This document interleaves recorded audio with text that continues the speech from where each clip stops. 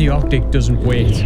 At 79 degrees, moments arrive without warning, then disappear into the endless light. Here in Svalbard, where glaciers meet the sea and mountains carve the horizon, I set out to test the brand new DJI Mini 5 Pro. For more than 10 years, I've flown DJI drones through ice, storms, deserts, volcanoes and mountains. Each flight has taught me where the limits lie and when a drone can rise above them. Which leads to the question, can something this small truly be pro? Late summer in western Svalbard.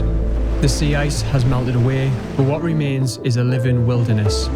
Curious wildlife, endless glaciers, jagged peaks and the unexpected around every corner. But don't be fooled by the word summer. The Arctic still bites with cold winds, ice, heavy rain and dense sea fog that swallows the horizon. In places like this, the right tool isn't optional. It's essential, and with this being my first time in this paradise, I didn't want to make the mistake of bringing the wrong drone.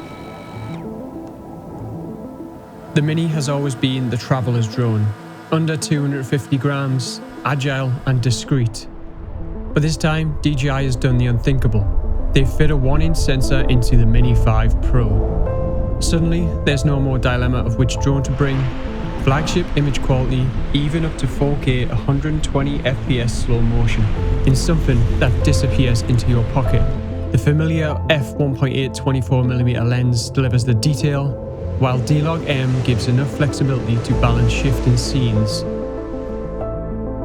From the blinding white of the ice to the moody shadows of Svalbard's mountains. This is where Mini starts to truly feel pro. Balances everything, and the Mini 5 Pro delivers it exceptionally well. In Svalbard, every detail matters because when you're telling a story, it's not just about what you see, it's about what you hear. That's why I use Musicbed, and now they've taken things further with the official launch of Musicbed Sounds. The same obsessive curation they're known for in music, now applied to premium sound effects.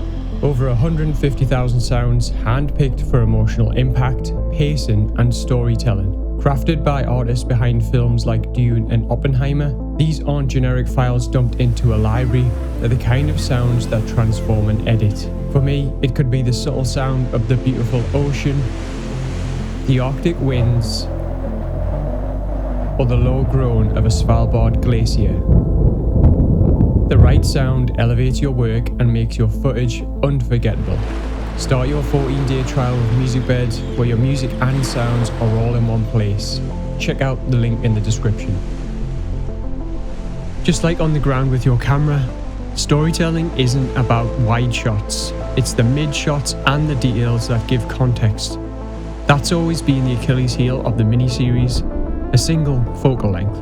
However, the Mini 5 Pro introduces Telemode, a 2x digital zoom simulating a 48mm field of view. At first I doubted it, cropping into the sensor should mean loss of quality, but after a week of shooting I'm not sure what magic DJI has pulled off.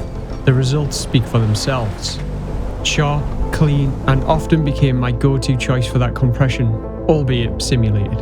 Whilst the 48mm mode worked flawlessly in video, I did find that my RAW files simply reverted back to ×1 framing once imported into Lightroom. Of course, video is only half the story, and as a hybrid shooter with the varied landscapes out here in Svalbard, I made sure to balance both photo and video. The Mini 5 Pro shares its sensor with the Air 3S, so we already know the strengths and the compromises. 50 megapixel, good dynamic range, solid low light handling, but still a smaller sensor compared to the Mavic 4 Pro. But for its size, the stills are impressive, and combined with true vertical shooting, it's the perfect combination for wides, but also those show-stopping moments you only see on social media. The Mini series has always adapted well to framing. Cinematic horizontals or vertical for socials with a quick button press. The Mini 5 Pro takes it further with an improved gimbal design, allowing for more dynamic sequences, much like the Mavic 4 Pro. With 225 degrees of gimbal roll, you can craft immersive moments which look great at both the 24mm and 48mm Telemode. Like with the Mavic 4 Pro, I won't use it on every flight, but it's a great tool for adding variety and storytelling moments. Out here, weight matters. The DJI RC2 controller was a welcome travel and hiking companion. Light, quick, and its small form factor made it easy for hand launches and catching from the ship, which is crucial.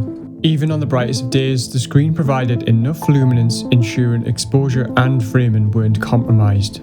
It's a familiar controller we all know, and it's always my go-to for these longer, fast-paced and unpredictable trips. Alongside optical sensors, the Mini 5 Pro adds LiDAR-based forward guidance, an improvement over standard sensors that identifies low contrast scenes, and Nightscape omnidirectional sensing letting me safely eke out extra flights in low light. These upgrades give me the freedom to push the drone to its limits, exploring glacier crevasses, knowing it was completely safe. Combined with O4 Plus transmission, even if the connection fails at range, the drone will return home reliably. In harsh environments like Svalbard, DJI's latest tech feels flawless. Time in the air is everything, especially in a place you may only see once in your lifetime. With the Plus batteries, I was flying for over 40 minutes. For something this small, that's truly remarkable. Yes, it nudges the weight past 250 grams, but when every extra minute in the sky could mean capturing something irreplaceable, it's worth it.